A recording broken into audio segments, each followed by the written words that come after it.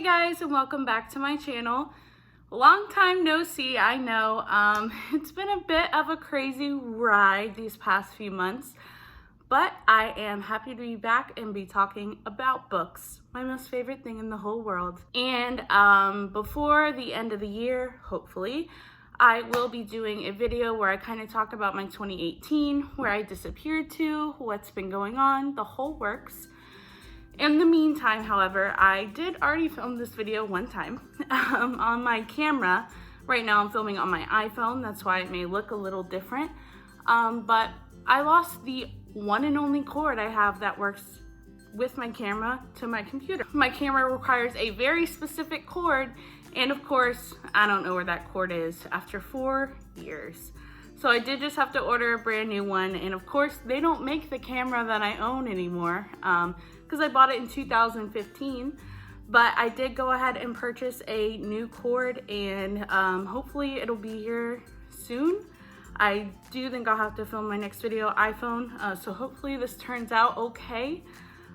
This setup, if only you could see what I'm looking at, it's a little makeshift, but it'll definitely have to do for now. But for today, I just wanted to sit down and film a recent reads video. Over the course of the last 3 months, I have been reading like crazy and loving it. I needed some me time, and reading, I think, is the best way to wind down after what feels like a crazy whirlwind of a second half to a year. So I am excited to share what I've been reading with you guys, and without further ado, let's jump into the video. So the first book I have is Prince Charming by Rachel Hawkins.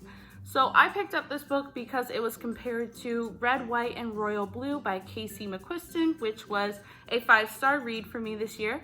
So I picked up Prince Charming, which essentially kind of has the same concept. This is Daisy, whose sister is marrying into the royal family. So of course she must now become acquainted with the royals, where she meets Prince Sebastian, who hot bad boy Prince Charming, who is not all that he's cracked up to be. However, Miles, the prince's best friend, he's a little different. He's a little rough around the edges. He may not be a royal, but he may be her Prince Charming.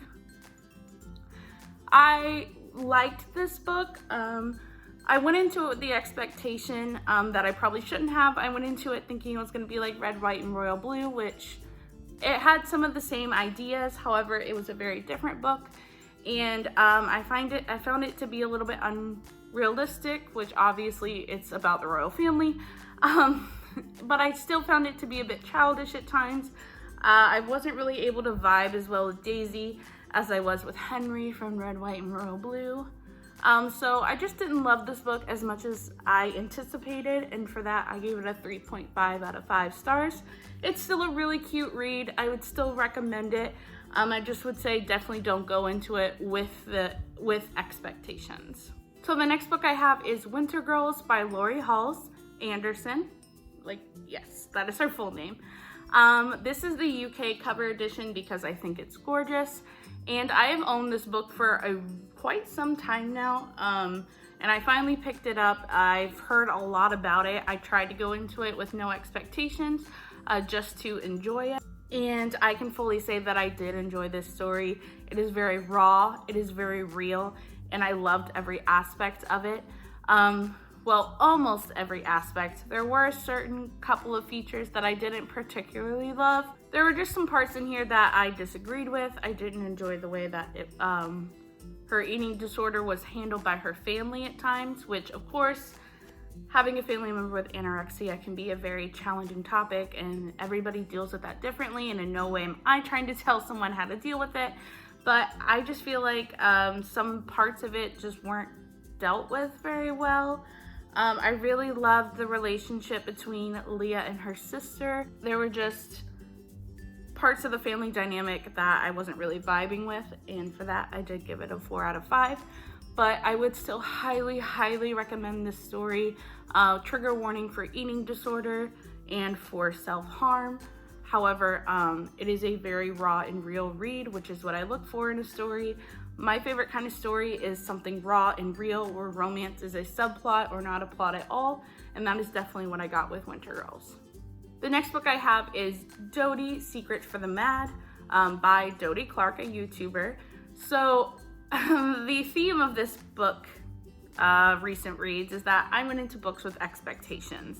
And that is what I did with this book. I thought that it was a poetry book. And so that is the expectation that I went into this book with. However, it is definitely not a poetry book. It is a recount of Dodie's life through different stories and anecdotes, and I love that just the same. Dodie is one of my favorite YouTubers. She's one of my favorite singers. I love her to pieces, so I really loved hearing her story. It just wasn't quite what I was expecting when I went into it.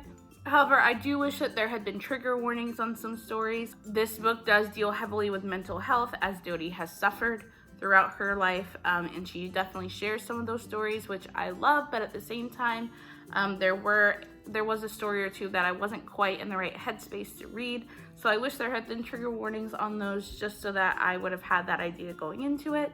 But other than that, I really did love her story. I loved her work.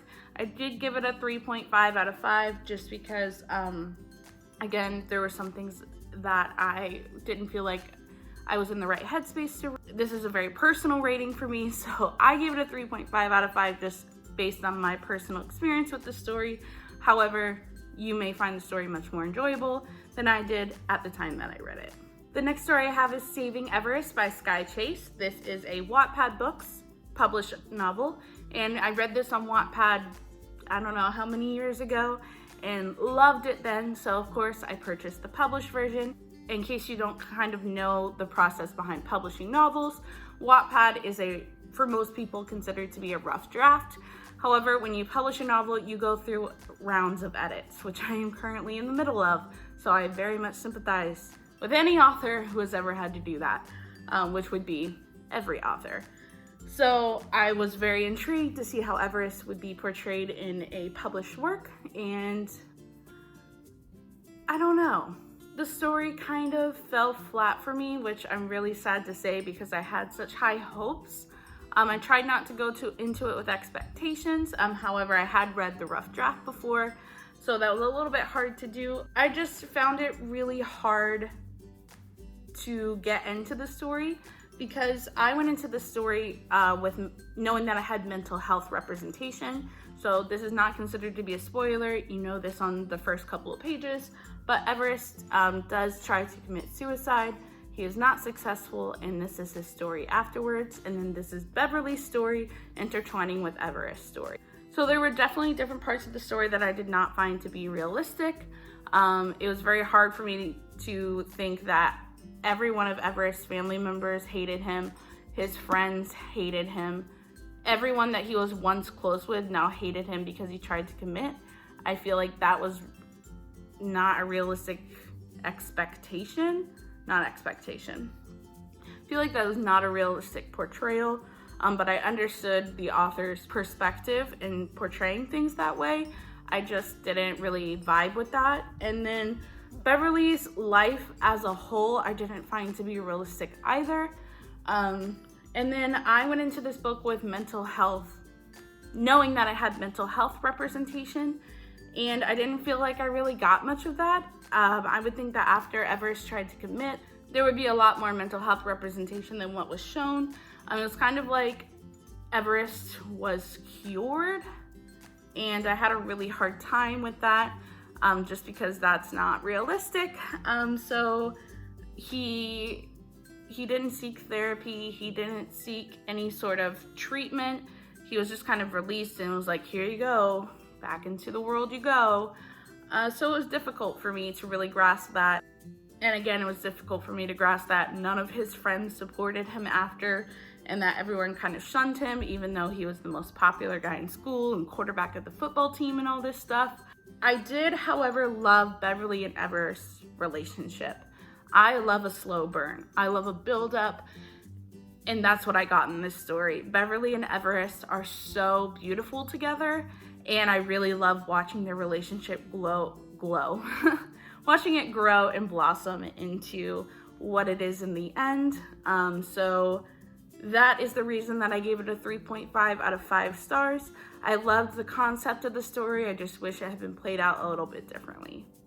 So the next few books I have to talk about have a common theme, and that's because I went on a poetry kick. So the first one that I have is Amanda Lovelace's new release. If you know me, you know that I love Amanda Lovelace. I own every one of her poetry collections in special edition, regular edition. I have a couple of signed copies.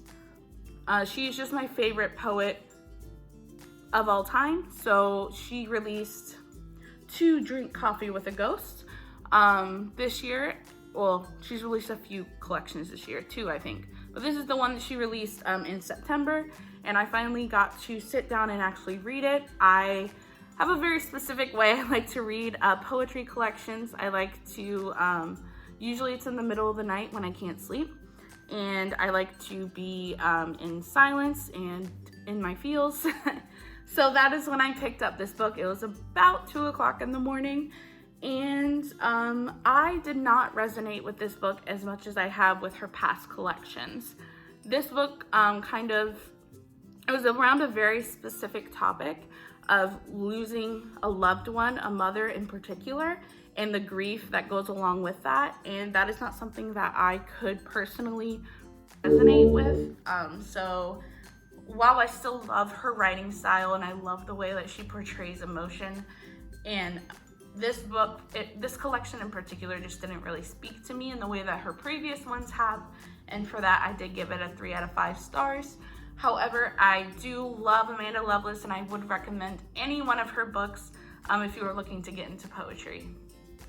So the next book that I have was gifted to me by a few of my Wattpad writer friends, and I am so incredibly grateful, and that is Light Filters in Poems by Caroline Kaufman. I had not heard of this collection before they gifted it to me, but in my 2 a.m. reading poetry decision, I picked up this book and I was not disappointed.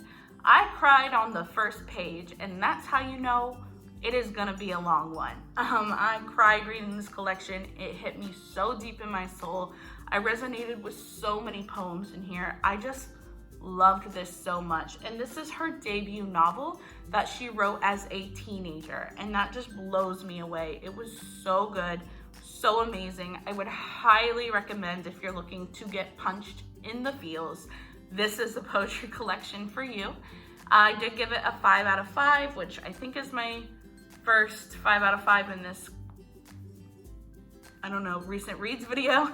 And I loved it. Couldn't recommend it anymore. The next poetry collection I read was Aphrodite Made Me Do It by Tristan Matier. This was my first time reading a Tristan Matier book, as I think it was in my last recent reads I mentioned reading a collection by Amanda Lovelace, Tristan Matier, and Nikita Gill. While I didn't like that collection, I did go ahead and pre-order Tristan Matier's novel because I had never read anything by her, and I loved this. I love the way that she intertwined her story with that of Aphrodite's. I thought it was an amazing take on poetry that I hadn't seen before, and it was a lot about body positivity and loving yourself when it seems impossible, which is something that I've really been working towards for myself in my personal life. So it just really, I picked this book up at a good time for me, and it really resonated with me, and I did give it a 5 out of 5. This cover, I hate this cover. It is so weird. I don't like the feeling of it, but the pages are very slick, which I kind of do like. It's a little bit weird for me, but overall, I love this story. Oh look, I just noticed the Amanda Lovelace tag at the front. Oh, sorry. Fangirl moment for me, but I love this story, and I just feel like if you are in a place where you need someone to tell you that you are loved and that you are worthy, this is a perfect story for you. So the next book I read was on Kindle, and it is called Animal Instinct by Noelle N. Noelle is a Wattpad author, and she did start Animal Instinct on Wattpad. However, she released a Kindle version, which is edited and has new scenes. So I read this book, I don't know how many years ago now, but I decided that I wanted to reread it. This story follows Quinn, who is just your average, everyday girl. One day when she is leaving work, she sees 2 very large wolves fighting, and one kills the other wolf, and she, of course, runs away. She ends up stabbing the wolf with silver. So the wolf runs away, she runs away, and she can't help but think that they had a bit of human-like quality to them, which is very strange to her. And it's even stranger when she ends up getting kidnapped and held hostage for a trial, where essentially they are putting the two wolves on trial, which is very confusing to her. They're wolves, but as it turns out, they are werewolves. So she soon finds out that Jedediah Trevino is the wolf that killed Claudius Trevino, and Jedediah is Claudius's son, and she is the main witness and testimony at this trial, in which the people want to convict Jed of his wrongdoings. So while she is being held hostage, she is then kind of kidnapped again, except taken out of this hostage situation and kind of pulled into a new one, this one in Jedediah's territory. That's where she learns that Jedediah is mute. He does not speak. He is now the alpha, now that he has taken over Claudius's role of his territory, and his beta speaks for him. So she, of course, learns that they are werewolves, and that Jedediah probably has some reasoning as to why he was willing to kill his own father. And the plot just thickens from there. There are so many plot twists in this story that you will never see coming. Quinn is an amazing person. She is so kind-hearted and lovely and just open to everything. I feel like if I was being kidnapped multiple times, I probably wouldn't be as sweet and amazing as she is, but she just kind of learns and adapts and moves on. Jed, I love Jed so much. He is quiet and reserved, but he is fiercely protective and will protect the ones he loves, and even if that means that he has to protect them from his own family. So it is very much of a plot twist story. You never see where it's going, you never see the ending, but you do learn both sides, and you get to decide who is the hero and who is the villain. The next few stories that I have are Wattpad stories, so they're available on the website wattpad.com. The first one I have is a Wattpad paid story, which is an option that Wattpad offers for authors to make their books available for purchase. It is a new platform that they are offering, and paid stories are selected. So these next few stories will have a very common theme. I was doing book research. This first one that I have is Crash Into Me by Taylor Ray, which is a Wattpad paid story. So this follows the story of Natalie Owens, who has moved back home to care for her sister Nikki, who has cancer. So Natalie takes Nikki to her chemo appointments and keeps her sister company throughout the week. And she is a bit surprised when, while at the hospital, she runs smack into Brooklyn. She has no idea why Brooklyn is there. However, he does spill coffee all over her and leaves quite the impression. So after a couple more hospital visits where they happen to keep running into each other, Natalie finds out that Brooklyn is a recovering addict, heroin and coke, and she begins to follow along his recovery journey with him, as well as still supporting Nikki and trying to basically hold her family together, as her mother is a bit absent. She's having a hard time with Nikki's diagnosis, and so she kind of buries herself in work. And so Natalie begins this journey of trying to support Brooklyn while also trying to support basically everyone else in her life. And it is tumultuous, and it is, I don't even know if I said that word right, but it felt right. It is a whirlwind, and you never see anything coming. I cried. I cried at the end of this story. I left a review for this story, and I would definitely give it 4 out of 5 stars. I think that Natalie has a huge heart, which can definitely hold her back in situations, and I think that Brooklyn has a lot of work to do. And in the end, Natalie makes a decision, and the author kind of puts out there like, this was Natalie's decision. It doesn't have to be yours, but it was hers. So and then the author kind of puts out there, what would you do in Natalie's shoes? And I just thought, like, it really made me think, which is what I was looking for as I was using this story for book research. But more than that, I fell in love with these characters, and as troubled and broken as Brooklyn is, I fell in love with him too. The next story I have is Sterile Skies by Scrolls. I have read this story before, however, I remembered that it had been rewritten, so I went back and reread it. So this story, I don't know how to describe it. Dystopian maybe, utopian, I don't really know the difference. Bad of me, I know. But essentially this follows the story of 4 teenagers. So we have Aurelie, we have Bud, we have Casper, and we have Lily. So these 4 teenagers have been captured. They have no idea how long they have been kept in cells until one day there is a breakout and they are suddenly released. They have no idea where they are. They have no idea how to get out of this huge prison ground, and they have no idea the others exist. So the story starts in Aurelie's point of view. She is very soft, she is very quiet, and when she is released, she doesn't really know what to do other than just run and hope for the best. And that's when she runs into Casper. Casper is very much the opposite.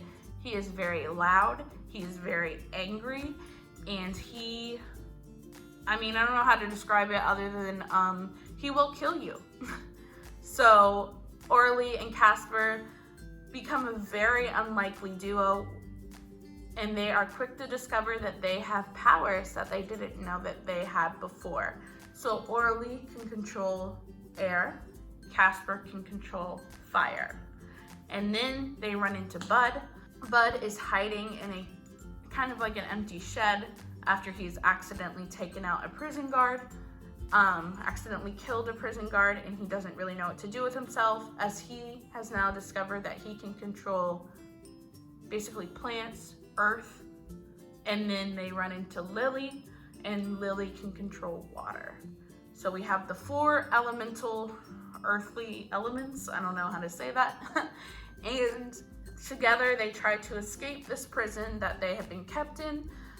It is a journey, and you learn so much about these characters, especially Casper. Casper to me was the hardest character to love, and the hardest character to sympathize with, but his story is so broken.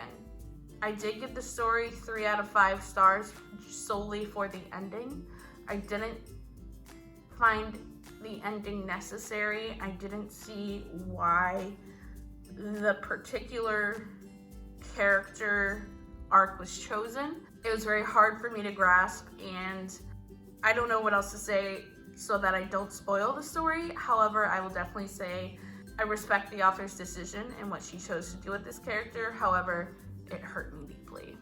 So the next story I have is The Way We Get By _Nicole Miller. So this story was written in 4 different point of views, much like Sterile Skies. However, I found it a little bit more difficult to navigate these points of views. We have the point of view of Alex and Angel, who are teenage twins, male twins, and then we have their parents.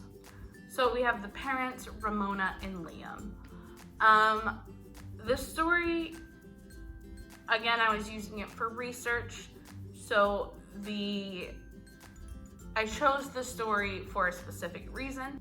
So Alex suffers from an eating disorder that he has not spoken about, as boys don't have eating disorders. He is just cautious about what he eats. Then we have Angel, who is popular. He plays basketball. He falls in love with a girl, and he seemingly has his whole life together and kind of just considers Alex to be a blemish on his record. We have Ramona, who I guess this is a sequel to Ramona's story. I have not read Ramona's story, but Ramona is a former addict. So she, of course, is always recovering. She is married to Liam, and Liam is the one I had the most trouble with. I guess I would have to read the previous story to really fall in love with him. However, in this story, I didn't love him. So we have these 4 characters, and then Angel and Alex also have a younger sister whose name has slipped my mind, but she is in foster care. Throughout the story, there is a lot that happens in a very short period of time. There are a lot of things that happen in the story that I don't agree with. One in particular is that when Liam finds out that Alex has an eating disorder, he tells him just to simply eat. And when Alex refuses, he takes away Alex's phone and tells him he's grounded until he does, which of course is not the way to handle a situation like that. And Ramona is quick, when she finds out, is quick to say, that's not how you handle that, but then turns around and does the same thing. So that I really struggled with, as telling someone with an eating disorder to just eat is of course never the answer. There's a lot of ups and downs throughout the story. Alex's point of view was always my favorite point of view. Angel, I had a bit of a hard time following his character arc, but in the end he was very sweet, much different than he had been in the start. I came to like him. It was just he's a bit more of a difficult character to love. I did like Ramona. I found her to be sweet, and she cared so much about everyone in her life, and it was just very difficult for her to see all of her children suffering in different ways and her not knowing how to help them fully. And I'm not a mother, but I appreciated that aspect of the story. Overall, I did give the story 3 out of 5 stars. I, again, was using it for book research. I was looking up stories dealing with recovery. So that is why I read this story in particular. And for that aspect, I feel like I didn't really get much of the recovery side. However, I did fall in love with the characters in the meantime. So that's what happens to me when I try to do book research. I end up just falling in love with the characters and then never really taking notes or getting what I need. And the final story I have is Jace by the Third Placer. So Jace is written a bit differently. It consists of not a lot of dialogue and a lot of telling of a story, which for the way that the story was written worked very well. It was written in dates, not specific chapters, but just like it would say Monday and then Thursday and then Tuesday, and you don't really know what the dates are, but I kind of like that. But this follows the story of Jace, who suffers from schizophrenia. We start with him in rehab as I was doing recovery research. But this didn't quite meet what I needed as far as recovery. However, I fell in love with Jace, so I just read the story anyways. But we follow Jace as I'm not really sure that it's ever clear why he was in rehab to start. He stopped taking his medication. That's really all the explanation that we're given as far as I can remember. However, he meets a girl. What Jace doesn't experience, he doesn't feel like he experiences emotion on the same level as everyone else. So while he likes this girl, he doesn't really understand what he's feeling and what she's feeling towards him.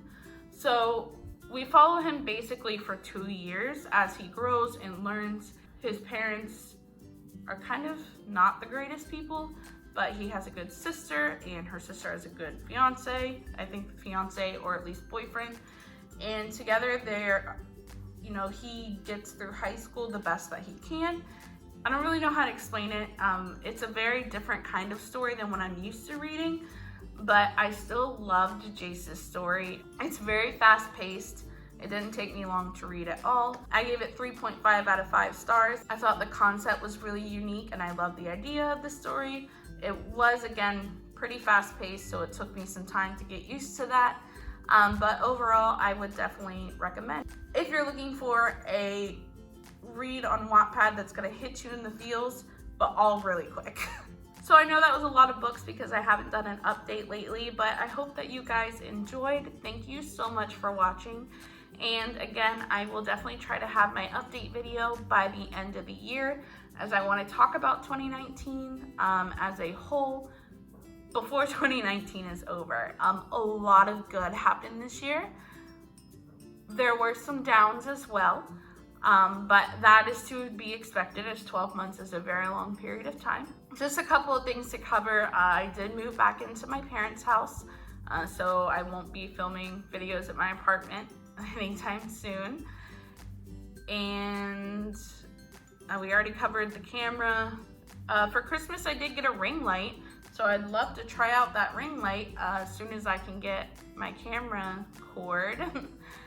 I don't think there's any other immediate updates other than just continually working on edits, which I will talk about more in my update video, which has been a big reason as to why I have not been filming or updating on Wattpad or doing a lot of anything, as edits take so much time, and I don't think most people realize how much goes into edits. So that is definitely something that I will be talking about in my next video. So I hope that you guys enjoyed. If you did, please give it a thumbs up. And thank you to everyone that has stuck around, stuck with me through this wild and crazy journey. And I am so appreciative. And I can't wait to see you guys in my next video. Bye. 41 minutes. Can't wait to edit. Do it. I also wish there had been a trigger warning. Really? Who's calling my house at 4:50? Go home. If you're looking for a fun, quick read on I finished my edits for my story. I have to fill the thumbnail and I'm not wearing pants. Hello.